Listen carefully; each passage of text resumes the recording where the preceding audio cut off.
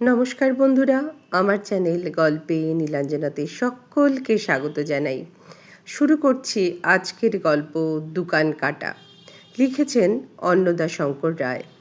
দোকান কাটা এই গল্পটি থেকে শুরু হলো এক ব্যক্তিগত দুঃসাহসিক অভিযান।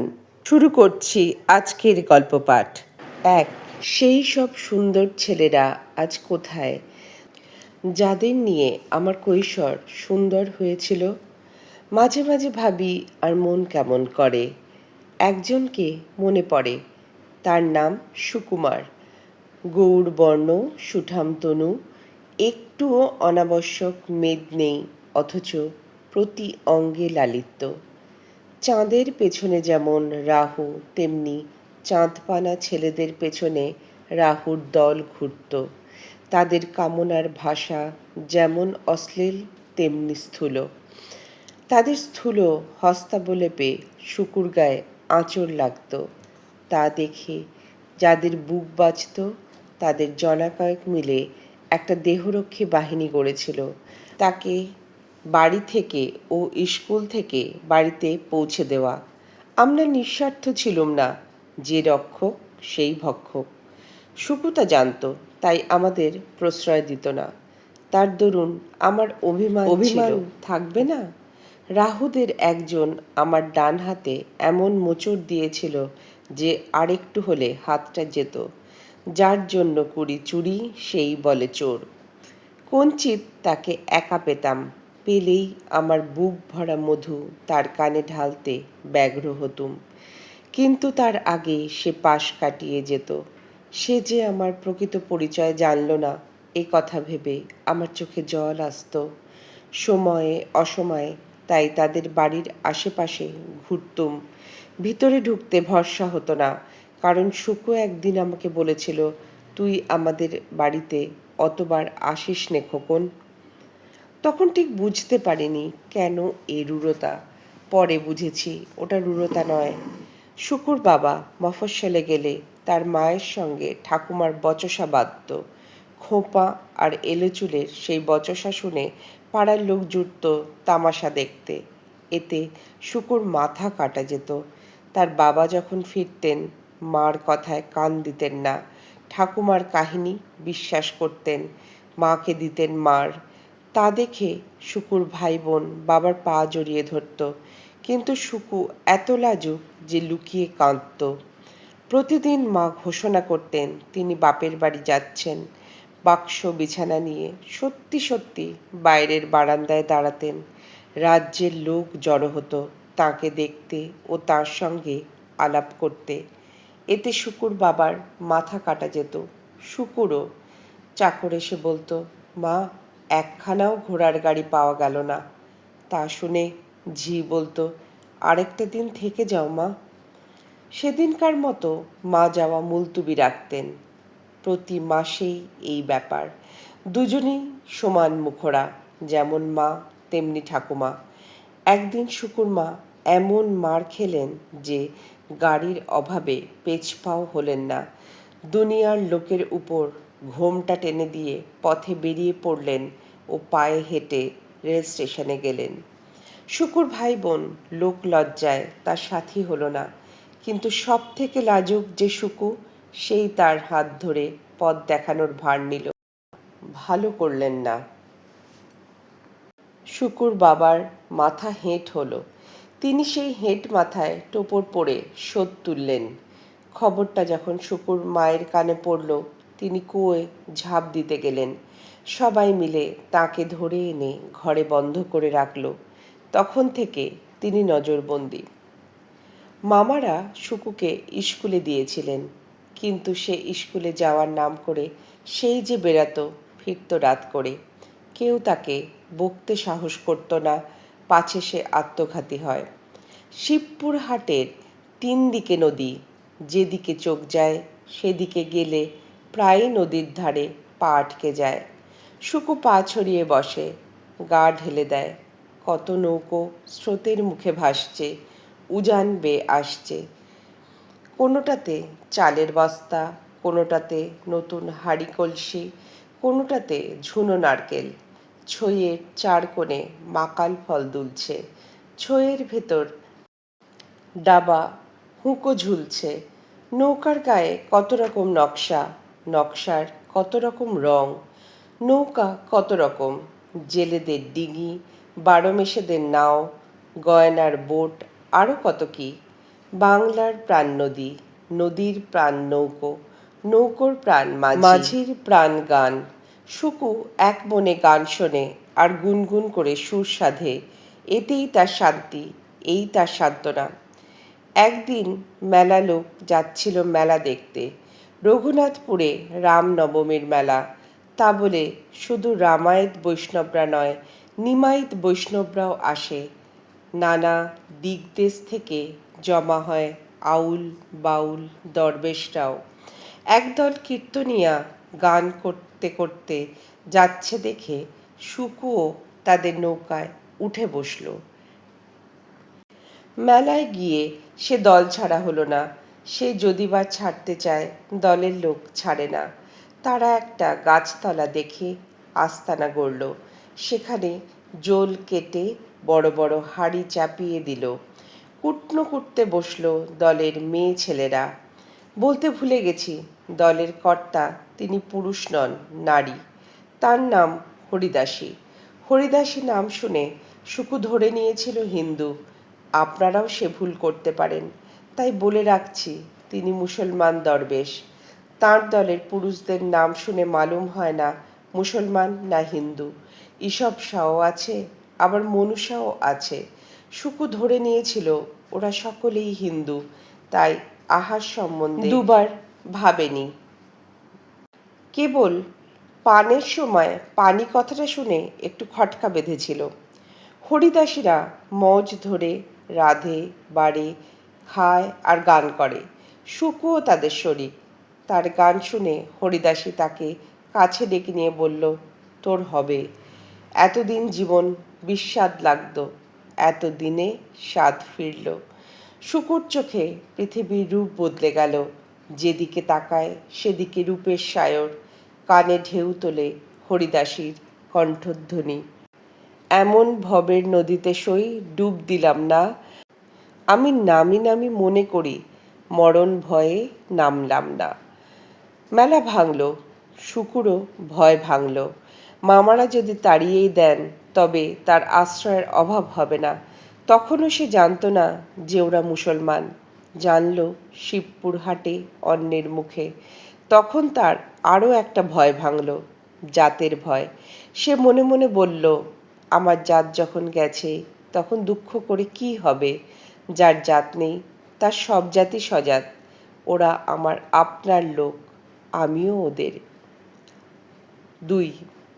অনুমতি না নিয়ে মেলায় যাওয়া, সেখানে মুসলমানদের ভাত খাওয়া, এসব অপরাধের মার্জনা নেই। মামারা মারলেন না, বকলেন না, কিন্তু থালা বাসন আলাদা করে দিলেন। যেসব মাজতে হতো শুকুকেই, তাতে তার আপত্তি ছিল না, বরং দেখা গেল তাতেই তার উৎসাহ। মামিমাদের কাছ থেকে সিধা চেয়ে নিয়ে সে নিজেই শুরু করে দিল রাঁধতে। কলা পাতা কেটে নিয়ে এসে উঠোনে এক কোণে খেতে বসে। কেউ কাছে গেলে সবিনয়ে বলে, ছুঁয়ো না ছুঁয়ো না, জাত যাবে। তার দশা দেখে তার মা দুবেলা কাঁদেন। একটা প্রায়শ্চিত্তের ব্যবস্থা না করলেই নয়। মামারা স্বীকার করলেন। তা শুনে শুকু বেঁকে বসল। বলল, মুসলমানের ভাত আরও কতবার খেতে হবে, কবার প্রায়শ্চিত্ত করব। গোবর কি এত মিষ্টি যে বারবার খেতে হবে? মামা বাড়ি থেকে চিঠি গেল বাবার কাছে। ইতিমধ্যে সৎমার হয়েছিল যক্ষা। তাকে নিয়ে ঘর সংসার অসম্ভব হয়ে উঠেছিল। শুকুর বাবা একটা ছল খুঁজছিলেন শুকুর মাকে ফিরিয়ে আনবার। চিঠি পেয়ে আপনি হাজির হলেন। শুকুকে কোলে টেনে নিয়ে বললেন, চল আমার সঙ্গে। স্ত্রীকে বললেন, যা হবার তা হয়ে গেছে, আর তোমাকে ছেড়ে থাকতে পারি নে, এসো আমার সঙ্গে। আবার শুকুদের বাড়িতে আনন্দের হাট বসল। আমরা তার পুরনো বন্ধুরা তাদের ওখানে দিনরাত আসর জমালুম। এবার সে আমাদের বারণ করে না, করলেও আমরা মানতুম না। এ বলে আমার শুকু ও বলে, আমার সুকু। সুকু যেন প্রত্যেকের একান্ত আপন। ওর বাবা যদি ওকে স্কুলে ভর্তি না করে দিতেন, আমরা রোজ রোজ স্কুলে কামাই করে বিপদে পড়তাম। শিবপুর হাটের সেই যে অভ্যাস, সুকু সেই অভ্যাস কাটিয়ে উঠতে পারল না। কখন এক সময় ক্লাস থেকে পালায়, আবার চেয়ে দেখি সে নেই। আমাদের মহকুমা শহরে নদী আছে নিশ্চয়ই, কিন্তু নদীর ধারে ঘন বসতি। শুকুর তাতে অরুচি। সে যায় আউল, দরবেশ, বৈষ্ণবের সন্ধানে। ফকির দেখলেই সঙ্গ নেয়। তাদের সঙ্গে ঘুরে ফিরে সন্ধ্যের পর বাড়ি ফিরে আসে। আমরা ততক্ষণ তার জন্য ভেবে আকুল। তার খোঁজ নিতে এক একজন এক এক দিকে বেড়ায়। পেলেও তাকে ডেকে সাড়া মেলে না। আমরা যেন তার আপনার লোক নই। যত রাজ্যের ফেরার আসামি ভেক নিয়েছে বলে ওরাই হয়েছে তার আপনার। সুকু যে ওদের মধ্যে কি মধু পায় আমরা তা বুঝি নে। যত সব সিঁদেল চোর আর জাহাবাদ চোরনি গৃহস্থের বাড়ি গান গেয়ে বেড়ায়। কার কি সম্পত্তি আছে সেই খবরটি জানতে তারপরে একদিন নিশীথ রাতে গৃহস্থের সর্বস্ব চুরি যায়। সুকুকে আমরা সাবধান করে দিই, যে কোনো দিন চোর বলে সন্দেহ করে পুলিশ তার হাতে হাতকড়ি পরাবে। সে বলে সন্দেহ মিটলে খুলেও দেবে। আমরা বলি, কিন্তু কলঙ্ক তো ঘুচবে না, মুখ দেখাবি কি করে? সে বলে, ওরা যেমন করে দেখায়। ওরা মানে বাউল বৈষ্ণবরা। শুকুর জন্য আমাদের লজ্জার সীমা রইল না। দেখা গেল আমরাই ওর চেয়ে সলাজ। ওর সঙ্গে মিশতে আমাদের সংকোচ বোধ হলো। প্রকাশ্যে মেলামেশা বন্ধ হয়ে এলো, গোপনে মেলামেশা চলল। হেডমাস্টার মশাই ছিলেন শুকুর বাবার বন্ধু। তিনি পরামর্শ দিলেন ওকে বোর্ডিংয়ে রাখতে। ওর বাবা একদিন ওকে বোর্ডিংয়ে রেখে এলেন। ওর তাতে আপত্তি নেই, বরং ৩৬ জাতের সঙ্গে পংক্তিভোজনের আশা। আমরা কিন্তু হতাশ হলুম।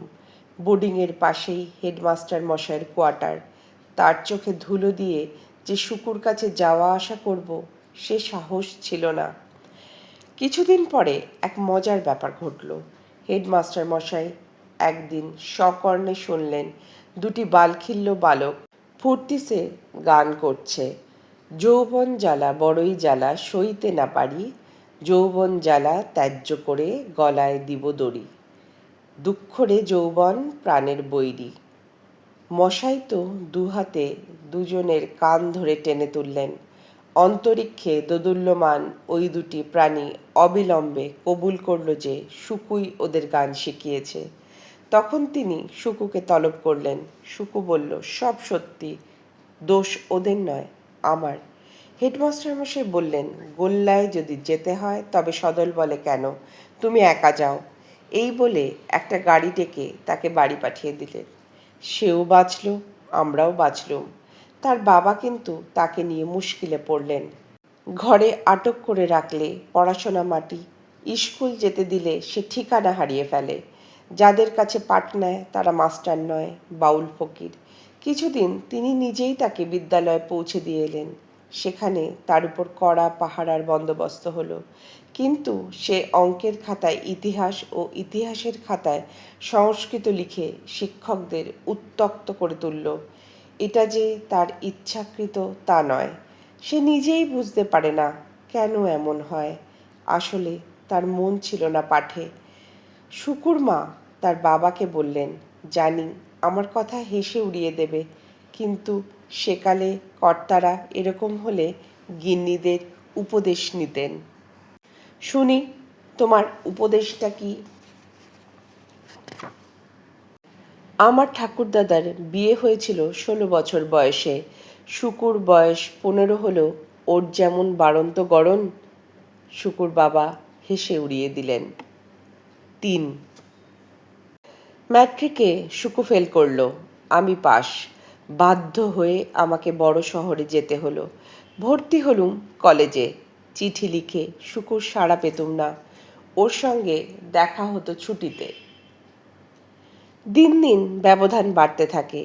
আমি যদি বলি তুই, শুকু বলে তুমি। আমার কষ্ট হয়। ডাকলে আসে, না ডাকলে খোঁজ করে না, গেলে দেখা দেয় কিন্তু প্রাণ খুলে কথা কয় না। একদিন আমি কুণ্ঠিতভাবে বলেছিলাম, সুকু, আমি কি তোর পর? সে উত্তর দিয়েছিল, তা নয়, আমি হলাম ফেল করা ছেলে, আর তুমি? আমি তার মুখ থেকে কথা কেড়ে নিয়ে বলেছিলুম, তোর জন্য আমার সব সময় দুঃখ হয়, কিন্তু আমি তো মনে করি আমার মতো সুখী আর কেউ নেই। যেখানে যাই সেখানেই আমার ঘর, সেখানেই আমার আপনার লোক। বাউল ফকির দরবেশদের ও বলতো আপনার লোক, ওরাও ওকে দলে টানতো। রতনে রতন চেনে। আমাদের চোখে সুকু একটা ফেল করা ছেলে, ওর পরকালটি ঝরঝরে। ওদের চোখে সুকু একজন ভক্ত, গুরুর কৃপা হলে একদিন পরমার্থ পাবে। আমাদের হিতৈষীপনার চেয়ে ওদের হিতৈষিতাই ছিল ওর পছন্দ। হাজার হলেও আমি ওর পুরনো বন্ধু, বোধহয় তার চেয়েও বেশি। সুকু সেটা জানতো, তাই আমাকে যত কথা বলতো আর কাউকে তত নয়। তাকে দিয়ে কথা বলানো একটা তপস্যা। গান করতে বললে দেরি করে না, কিন্তু মনের কথা জানাতে বললে 10 বার ঘোরায়। সুকু নিজেকে সকলের চেয়ে সুখী বলে দাবি করলেও আমার অগোচরে ছিল না যে ওর ভেতর ভেতর আগুন জ্বলছে, আর সে আগুনে ও পুড়ে খাঁক হচ্ছে। কাকে যে ভালোবেসেছে, কে যে সেই ভাগ্যবতী, তা আমাদের জানতে দিত না। আমি অবশ্য অনুমান করতুম, কিন্তু পরে বুঝেছিলাম সেসব অনুমান ভুল। নায়িকা সাধনা বলে ওদের একটা সাধনা আছে। সুকু নিয়েছিল সেই সাধনা। প্রত্যেক নারীর মধ্যে রাধা শক্তি সুপ্ত রয়েছে। সেই শক্তি যখন জাগবে তখন প্রতি নারীই রাধা। যে কোনো নারীকে অবলম্বন করে রাধা তত্ত্বে পৌঁছানো যায়, কিন্তু সে নারীর সম্মতি পাওয়া চাই। সুকু একজনের সম্মতি পেয়েছে, এইখানেই তার গর্ব। এই জন্যই সে বলে তার মতো সুখী আর কেউ নয়, অথচ তার মতো দুঃখীও আর কেউ নয়। ভদ্রলোকের ছেলে ছোট লোকদের সঙ্গে খায় দায়, গায়ে বাজায়, শোয়া বসা করে। ওকে নৌকো বাইতে, গরুর গাড়ি চালাতে, ঘর ছইতে দেখা গেছে। ওর বাবা সম্মানীয় ব্যক্তি, তার মাথা হেঁট। তিনি কিছু বলতে পারেন না এই ভেবে যে ইতিমধ্যে তার ছোট বউ মরেছে। ছেলেকে শাসন করলে যদি বড় বউ আবার বাপের বাড়ি যান, তবে আর একবার টোপর পড়ার মতো বয়স নেই। মুখে বলেন ওটাকে ত্যায্যপুত্র করতে হবে দেখছি, কিন্তু ভালো করেই জানেন যে সুকু তার সম্পত্তির জন্য লালায়িত নয়। সুকুর মা ওকে বকেন, কিন্তু বকলে সুকু বাইরে রাত কাটায়, তখন তিনি ওকে আনতে পাঠান। মজনু ফকির ওর গুরু। গুরুর উক্তি ও সুকুর প্রত্যুক্তি কতটা এইরকম, বাবা, কাঁদতে কাঁদতে জনম গেল, যদি সুখের পিত্তেশ পুষে থাকো তবে আমার লগে আইসো না, আমি তোমায় সুখের নাগাল দিতে লাড়ব। আমি চোখের জলে মানুষ হয়েছি, কাঁদতে কি ডরাই? সারা জনম কাঁদতে রাজি আছি। আমায় দুষবে না? না হুজুর। তবে তুমি সুখের সন্ধান ছেড়ে রাধার সন্ধানে যাও। সে যদি সুখ দেয় নিও, যদি দুঃখ দেয় নিও, কিছুতেই না বলো না। তার ছলা কলার অন্ত নেই। তেই তোমায় বলি, কাঁদতে জনম গেল মোর, কাঁদতে জনম গেল।